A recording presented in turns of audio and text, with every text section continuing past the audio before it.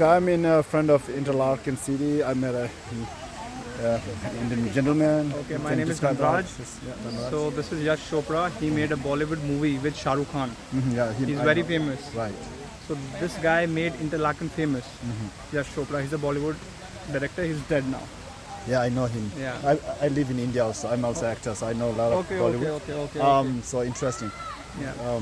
So why his statue becomes so popular here in this, especially this town? Why? Because he made this town famous. He showed it in a Bollywood movie, and because of that, Indian people come here a lot.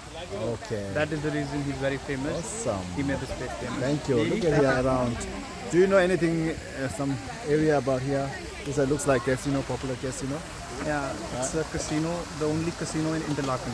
It's very What famous. is that top of that? There's a nice, I see, I don't know, it's a church or No, something it's not on a church, top. it's a restaurant. Oh, it's over a there. restaurant on the top of the Yeah. hill. Okay. That's the top of Interlaken.